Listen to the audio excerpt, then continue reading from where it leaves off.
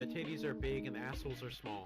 Now, I don't like it when a guy narrates over my hentai, because frankly, hearing that shit makes me honestly want to die. I live in my mom's basement and I don't know what to do with my life, and at this rate, I don't think I'll ever find a wife. But when I'm feeling sad, I can just jack my dick off to some hentai, and I'm not gonna lie, this is the best shit ever. Like, this can turn your dick into the most effective air compressor. I wonder who was the god who made hentai heaven, or drew all these 2D women wearing Lululemon. I mean, I swear, I pray to that shit every single fucking day. Those hentai thighs and those fuck. I don't understand. I don't get it. I just want to play. Just cause 4. I don't get why it's not doing a thing. What the hell? Cindy Axney. Go watch some YouTube or something.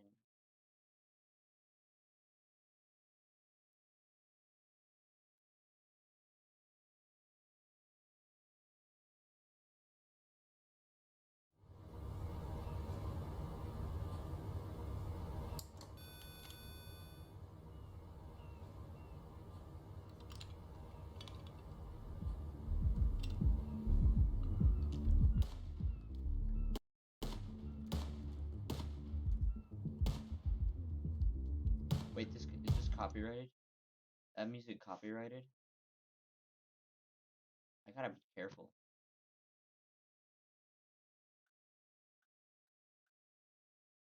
Hey there, this is Alex Karpazis, Presentation Director at Ubisoft Montreal, and this is every operator in Rainbow Six Siege. There's 50 of them, so buckle up. Alibi, originally from Libya, now with GIS, the Italian CTU. Most operators in our game come from a CTU. That's a counter-terrorist unit. Most nations have their own specialized unit, whether it's FBI, SAT. It's about representing the elite of the elite for your nation when you're representing a CTU. Alibi's strengths are confusion. She wants to make sure that nobody can lock her down at any given time. She's here and then she's in another room. Using her decoys are super important to make sure that the attacking team doesn't have the right information. That way she can jump and surprise them whenever she needs to. And she can have up to 3 of them on.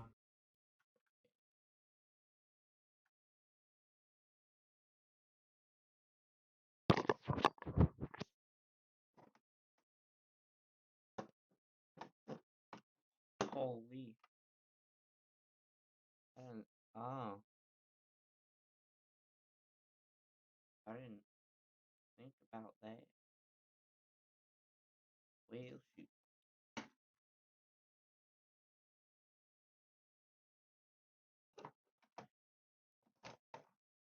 That could be part of the issue. Not gonna lie.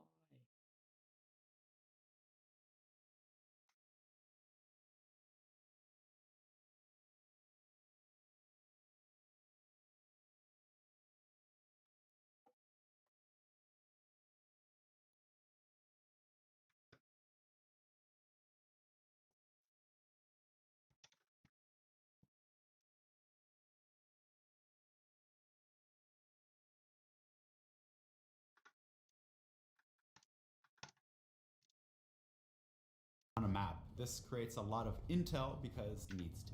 And she doesn't have the right information. Her decoys are down and are confusion. She's about representing the elite of the elite for your nation when you're representing a CTU. Alibi's strengths are confusion. She wants to make sure that nobody can lock her down at any given time. She's here and then she's in another room. Using her decoys are super important to make sure that the attacking team doesn't have the right information. That way she can jump and surprise them whenever she needs to. And she can have up to 3 of them on a map. This creates a lot of intel because any attacker that shoots through it will actually get pinged and Alibi will know where you're at. Amaru from Peru, who's been introduced in Operation Ember Rise, and she is with the APCA. Amaru is unlike any operator we've had before. She has a grappling hook that lets her fly around a map, and this is the first time we're tackling an operator that deals strictly with movement. It's actually a new way to play the game. We thought about Amaru about a year ago. We called her our Attack on Titan operator, and the idea of grappling around a map was something we wanted to play with, but it took a lot of tech and research to make it work on every single map that we had. There are so many challenges designing Amaru. She's a person who can reach places extremely quickly, so we had to work on how quick is her cooldown on her gadget. And she's also somebody who latches onto every single ledge, window, so we had to do a complete pass on every single map to make sure that she didn't break anything.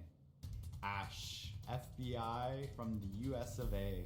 Ash is the de facto leader of Rainbow Six, but we didn't actually plan it that way. It all came through her gameplay and how players were perceiving her. She was an incredibly strong operator. People always promoted her into roles of importance whenever they talked about her, so she kind of took on this mantle through the community. Wait, She was whenever they talked about her, so she kind I of took honestly on thought this that was a mantle Fortnite through the trap. community. She was the first female operator that we designed in the game, and we wanted to try to fit a bazooka into the game, and that was extremely difficult. When we talked to Nicolas Drolet, our realization expert when it comes to gadgets, how do we get the effects of a bazooka into a game like Rainbow Six Siege? And that's where you get Ash's weapon.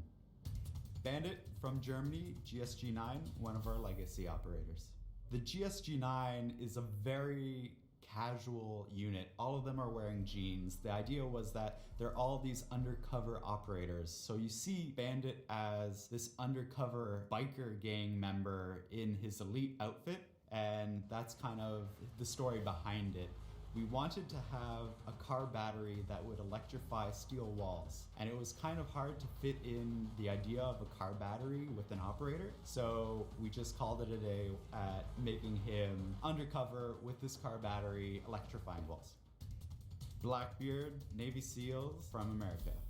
Blackbeard is interesting because we learned so much from his ability. When he launched, he was one of the strongest, overpowered operators we ever released. Could this be copyrighted? Because the thinking hopefully not. I'm hoping it's not. Well, probably not.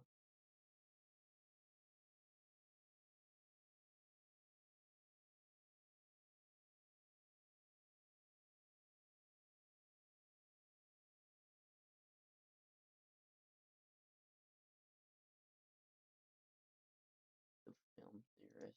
As any regular viewer of this channel is aware, I'm a big fan of Rick and Morty. It's one of those shows that is so rewarding because the deeper you dig into it, the more that you find hidden waiting to be discovered. So today, to show you what I got, I wanted to start off with a little mini theory, a diet theory, if you will. Diet because, well, it was something discovered and confirmed about 2 years ago, but I'd never seen it until researching for this episode and thought it was super cool. It involves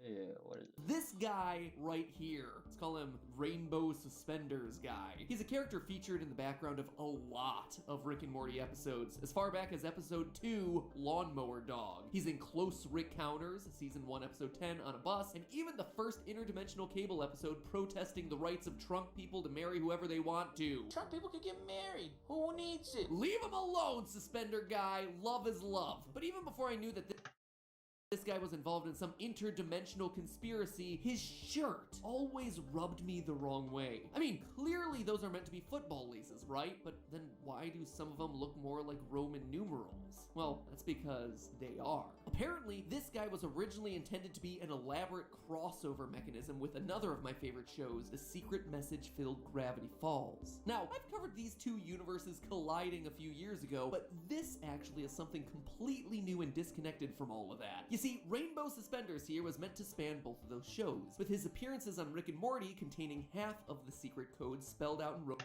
gonna have my chat in the from YouTube. Here.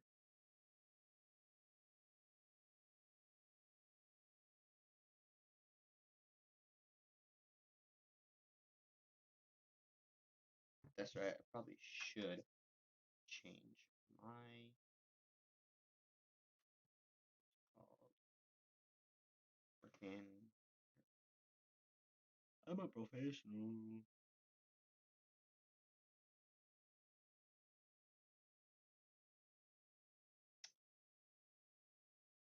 Missing the music. I'm not. What the hell? What the hell you mean? I don't see no. What the baby liquor? What the baby liquor?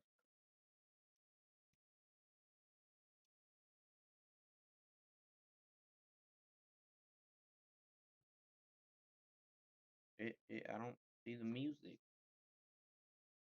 The music isn't. Want to play with my cockpit. And the most beautiful Japanese animation of them all is the one where the titties are big and assholes. They what? Okay.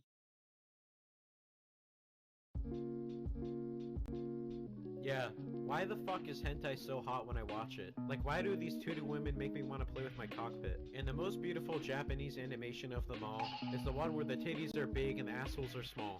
Now, I don't like it when a guy narrates over my hentai, because frankly hearing that shit makes me honestly want to die. I live in my mom's basement and I don't know what to do with my life, and at this rate I don't think I'll ever find a wife. But when I'm feeling sad I can just jack my dick off to some hentai, and I'm not gonna lie, this is the best shit ever. Like, this can turn your dick into the most effective air compressor. I wonder who was the god who made hentai heaven, or drew all these 2D women wearing Lululemon. I mean, I swear, I pray to that shit every single fucking day. Those hentai thighs and those fucking hentai babes. I cut too much holes in my body pillow for my dick, and now it just stands up on its own like a wet soggy fish stick.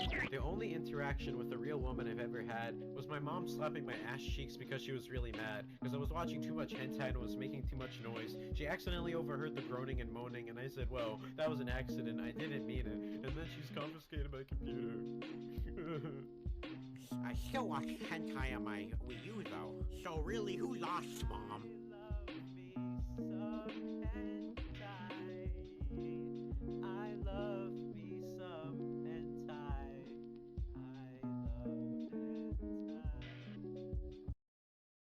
No, but for real though, hentai's pretty hot.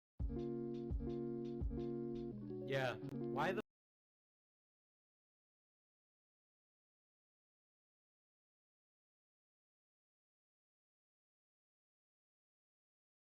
Okay, I don't have a music in this one, so it just... Roman numerals on his chest, with the other half existing in Gravity Falls. The code his shirt was originally meant to spell out? Well, I'll let Alex Hirsch and Justin Roiland, creators of both of their respective shows, explain it. Like, what are the odds that you and two of your friends all have television shows at the exact same time, right? So we're like, let's do something weird. Whoever cracks our code first is probably somebody who, like, stays at home a lot and is always watching TV and spends a lot of time on message boards, and maybe they spend this time kind of secretly away from social situations because maybe they're a little nervous around people. Maybe they just need a little confidence in their life.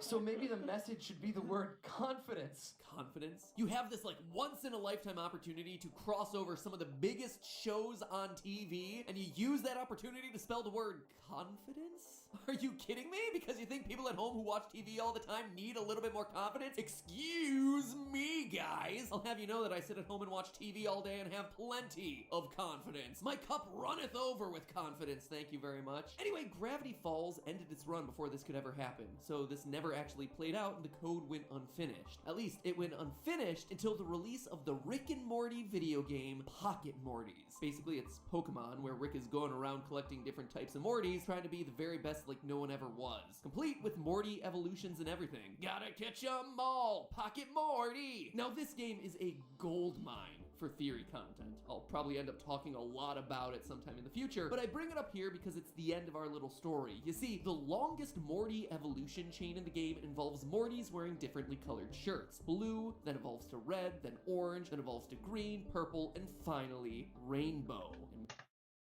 Is it just me, or does the normal Morty look like Steve from Minecraft? That just except really awkward and like scary.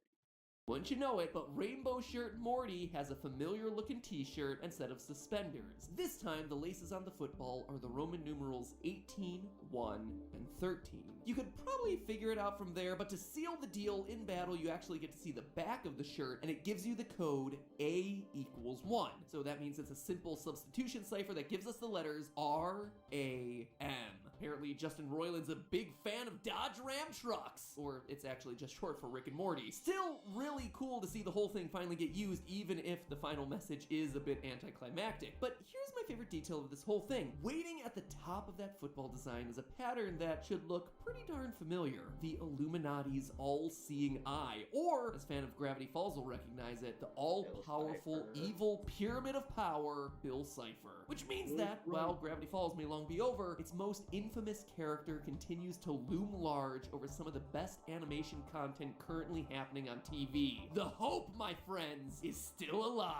Hello, Internet! Welcome to Film Theory, where I cannot wait for season 4 of Rick and Morty. Half the season you deserved. All the season we could handle. All the season we could handle? Yeah, right, Adult Swim. You and I both know that you are chomping at the bit to get as much of this show on the air as possible. Heck, your whole programming strategy would probably just be filling out blocks with Rick and Morty if you could, but I know what's really going on. You're just afraid of it running into the holidays. Even though losing viewership during the Christmas season is a complete myth in today's era of content on demand, it is a fallacy of traditional media. Get with the times, guys. Sorry, I'm just salty because 5 episodes of Rick and Morty is not enough. I want as much Rick and Morty poured into my eye holes as possible. I can handle it. Mainline it into me. Anyway, even with just 5 episodes, there's still plenty to get excited about from the season 4 trailer. Assuming the show isn't doing the thing where it's trolling us and none of this actually appears in the season, which is totally something we all know that they would do. What I liked most about the trailer, though, was the return of some of the most memorable side characters in Rick and Morty history. We've got Gearhead over here, apparently having forgiven Rick for ripping out his, more sensitive gears. The Meeseeks are back and causing havoc again. Yes, sirree! And of course, we've got everyone's favorite, Mr. Poopy Butthole, who apparently has gone on some sort of tenure track and become a sort of college professor. Now, in case you don't remember, our top-hatted little tube buddy over here was first introduced in my personal favorite Rick and Morty episode of all time, Total Recall, from season 2, wherein the Smith household gets overrun by parasitic aliens disguising themselves as friendly characters. They do this by implanting false memories into your brain so that you don't kill them. Morty eventually figures out that the parasites can only create good memories, so the Smiths end up shooting all the characters they don't have any bad memories of, which is basically everyone except each other. But then there's Mr. Poopy Butthole. He's one of the many characters who shows up for the first time in this episode, alongside a snap-happy dinosaur, an anthropomorphic pencil, and a reverse giraffe. You know me, I'm Reverse Giraffe. But when he's shot at the end of the episode, instead of turning into a parasitic form we see from all the other wacky characters, he starts bleeding and crying, and then ends up in physical therapy because of his wounds. The episode ends with the devastating line, "He told me to tell you he's sorry you didn't have bad memories of him." Now, this episode isn't just funny, and it isn't just one of the most interesting sci-fi premises I've seen on TV in a long time. It also leaves us with a burning question. What is the deal with Mr. Poopy Butthole? I mean, sure, he doesn't shrivel up, meaning he's not a parasite like all the other characters, but then what is he really? He could still very much be a parasite, just a different type of one. And you don't have to take my word on that. It's actually a theory that was offered up by the series' co-creator Dan Harmon. Quote, and it's a long one, but I think it's worth covering it all, "I'll give you another theory. How about Mr. Poopy Butthole, just as where there's flies, there's spiders, wherever there's parasites start blooming, Mr. Poopy Butthole is a different species who's more benign or more advanced. He subsists on lives like the way that hermit crabs steal other shells. Maybe Mr. Poopy Butthole takes advantage of the holes put in your memory and kind of burrows into those pre-existing holes. And the same powers that allow him to do that allow him to directly talk with the audience." End quote. Now, let me make this clear. Dan Harmon at the beginning of this quote does indeed say that this is just a theory. He doesn't say that. It's just wishful thinking that he would say my catchphrase. It's fine. But it's certainly a theory that's worth considering. So today, we're answering the question once and for all. Who is Mr. Poopy Butthole? What's his history? Is he in fact a parasite? Or is he potentially something else entirely? I'm looking across the show, the comics, the video games, and anywhere else we need to track down the truth. Hopefully by the end I've blown your mind. Just not so much so that I then have to erase it later. Let's start off with a bit of Occam's razor, that the simplest solution is most often the correct one. This is an episode where a lot of parasitic characters are first introduced, and Mr. Hole happens to be introduced in that episode. Ergo, he's most likely a parasite. It makes logical sense, certainly, but that definitely isn't any sort of proof. For that, we actually need to look at Mr. Poopy's behavior. Very quickly, things start to look a lot more suspicious about this guy. Mr. PBH appears to have memory manipulation powers similar to, if not stronger than the other parasites. At the beginning of the episode, we watch the usual Rick and Morty credit sequence consisting of a compilation of made-up adventures and a few cuts from real episodes happening that season. Except this time, there's one major change. Mr. Butt is suddenly in each of those scenes. Now, we can't really judge the truth of those made-up scenes, but there is one moment in particular that's worth calling out. Late in the credit sequence, we see Mr. Poopy Butthole alongside Rick and Morty decked out in their Mega Man realness from the episode Look Who's Purging Now. Those are canonical events from Season 2, Episode 9, but we know for a fact that Mr. Poopy Butthole wasn't present. Therefore, he has to have some of the same powers of fiddling with memory that all the other parasites have. Except his powers with memory are even stronger because here, he's not just straight up creating a new pleasant memory out of the blue like the other brain worms, but he's instead inserting himself into the memories of an unpleasant life experience. So it seems like maybe Dan Harmon was trying to tell us something when he spoke about a more advanced form of parasite. Wow, it's almost like the guy created the show and has thought through these things. How refreshing, actually. Beyond that, Mr. Poopy Butthole does behave similarly to other characters who are confirmed to be parasites. Throughout the episode, the normal parasites demonstrate one key behavioral pattern: create confusion so they can multiply and convince Rick to lower the blast shields, thereby allowing them to escape. There's only supposed to be 6 people in this house. You sure about that, Rick? I'm begging your pardon, Master Rick, but I seem to recall a great deal of confusion surrounding that number. Mr. Poopy Butthole does the exact same things. He starts by downplaying the problem of the parasites early on in an attempt to get the family to stop their hunt. Maybe you got the first one in time, Rick. He then expresses his concern once the blast doors are lowered. Oh gosh, it feels claustrophobic. But it's his next line here that's particularly memorable. It's at this point, and only at this point once the blast doors have been lowered, that Mr. Poopy causes everyone to hop into a flashback memory. Reminds me of that time we all got stuck in the elevator together. You remember that? It's the story that prompts everyone else to take their eyes off the current situation and start flashing back into memories, which in turn prompts the arrival of the first of an onslaught of new parasites, Cousin Nikki. He's walking here! And it's Nikki's arrival that causes Beth to suddenly summon the next wave of parasites, starting with Mr. Beauregard. Let me make this perfectly clear. None of this would have happened without Mr. Poopy Butthole. Uncle Steve is the parasite that we see in the cold open, but he's isolated. He isn't attached to any other memories that are bringing in other parasites, and he's dead before he can bring in anyone else.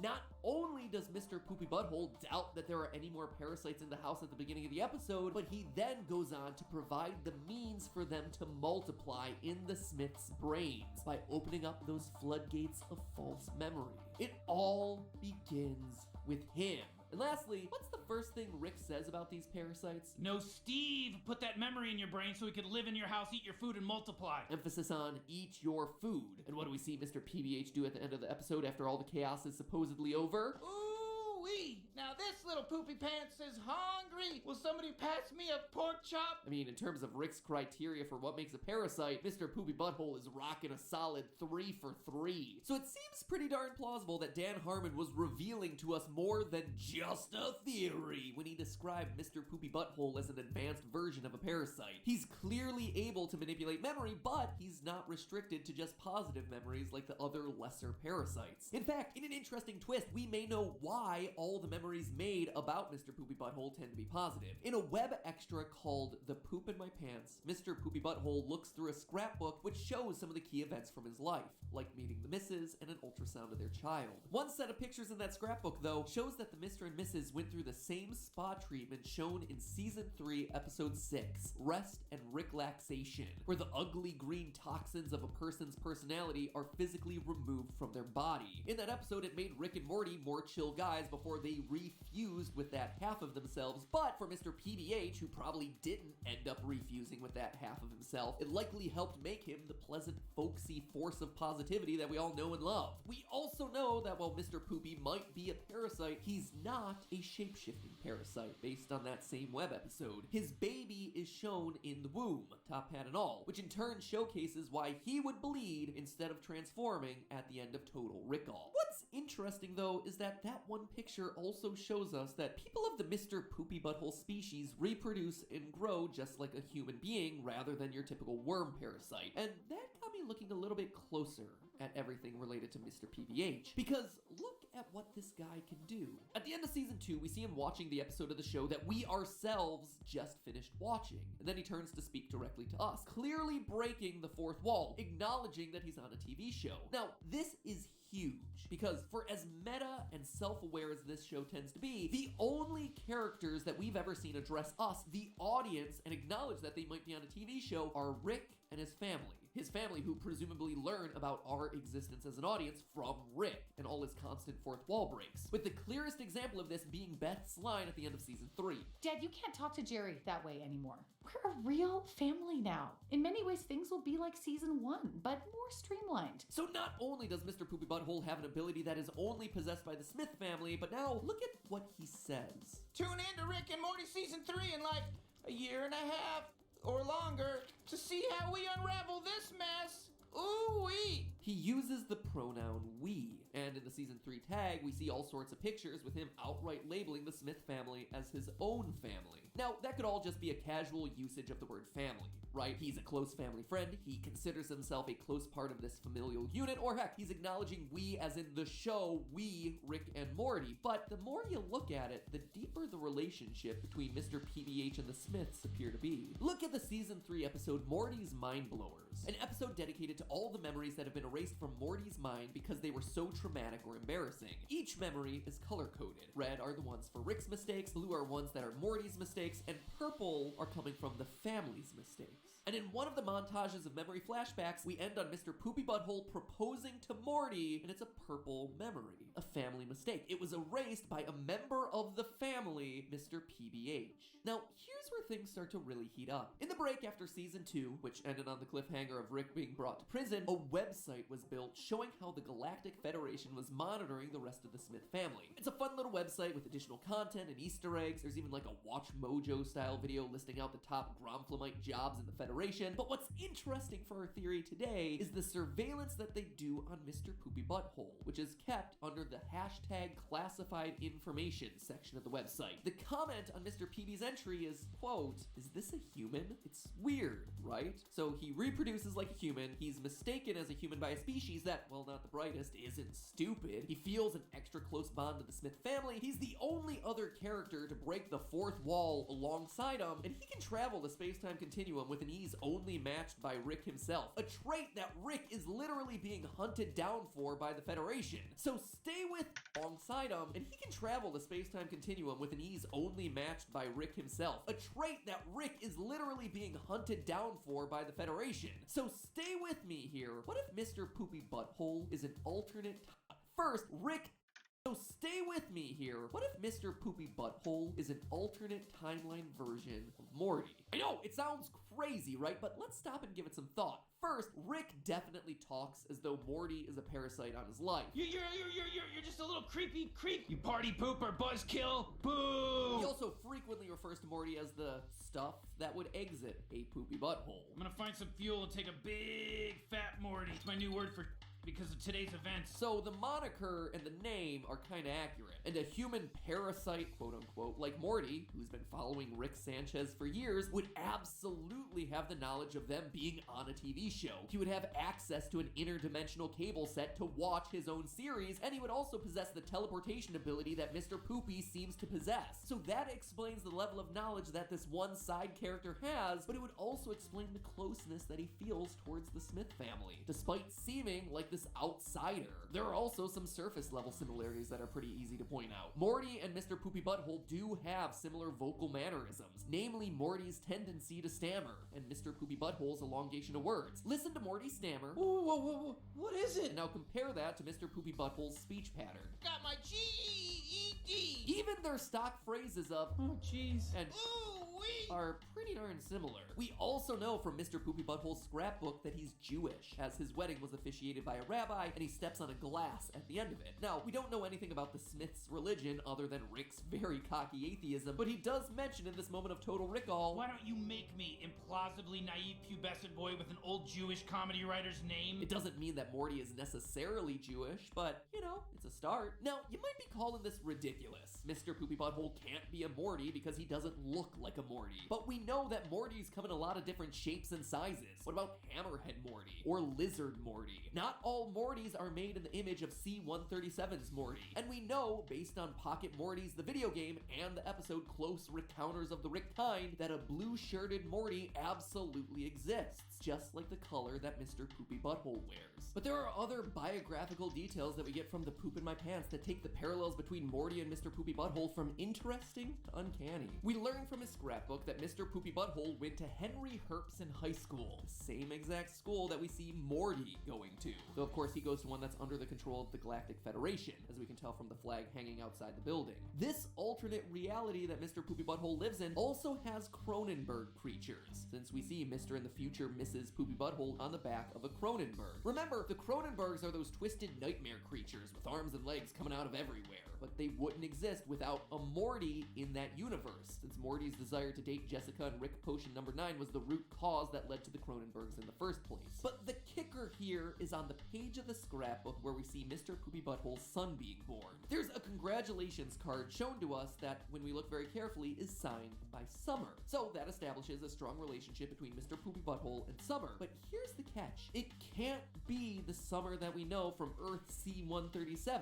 Look, date on the prescription written next to the picture of Mrs. Poopy Butthole's ultrasound. The date on the prescription shows us that it's from the year 2345. Now, this is important because for all of the sci-fi madness that Rick and Morty has, one thing the creators have sworn off is time travel. We never mess with time travel. So much so that at the end of the episode, The ABCs of Beth, Rick outright lampshades that he didn't use time travel to get the family some pizzas. By the way, that wasn't time travel. There were just a couple pizzas on the counter. I grabbed them. Meaning that the Summer that we know and love can't be the person to have written this note. It's too far in the future. She would have been dead long before Mr. Poopy Butthole's wife got pregnant. In other words, in Mr. PBH's universe, there has to be a new and different version of Summer, since we know, based on the Cronenbergs in the pictures, that there also has to be a Morty somewhere in this universe. It could be that maybe Mr. PBH is that universe's Morty. That does give us the question of where his Rick would be, but honestly, Rick could have died. Mr. Poopy Butthole is clearly older. It's also not that hard to believe that Rick and Morty could have gotten separated. They get separated in a lot of different timelines. And if Mr. Poopy Butthole feels all alone in his Cronenberged world, well, that could explain why he would travel to Earth C-137 in the first place, in order to try to integrate himself into a different version of the family that he knows and loves, and manipulate their memories so he can live and stay with them. Live with them as the family that he lost in his own timeline. So is Mr. Poopy Butthole a parasite? Yeah, but I mean, in the grand scheme of the Rick and Morty universe, all the characters are parasites. At the end of Morty Night Run, the fart that poops gold tells Morty that he plans to exterminate carbon-based life, saying, "Carbon-based life is a threat to all higher life. To us, you are what you would call a disease." By that appraisal, Mr. Poopy Butthole is in fact a parasite. So is Rick, so is Morty, and so are we. Wubba-lubba-dub-dub! But hey, that's just a theory. A film!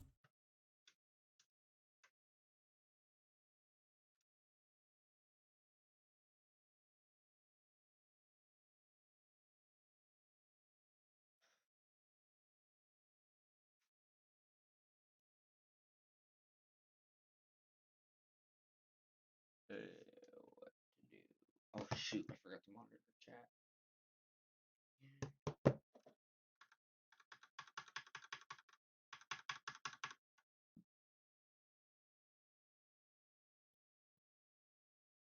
Bubba lubba flubba dubba dubba dubba dildo. Bubba lubba dubba dubba mibba dibba bubba gubba. The king.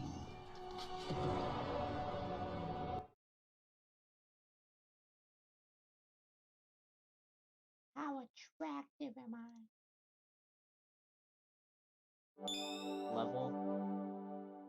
the circles.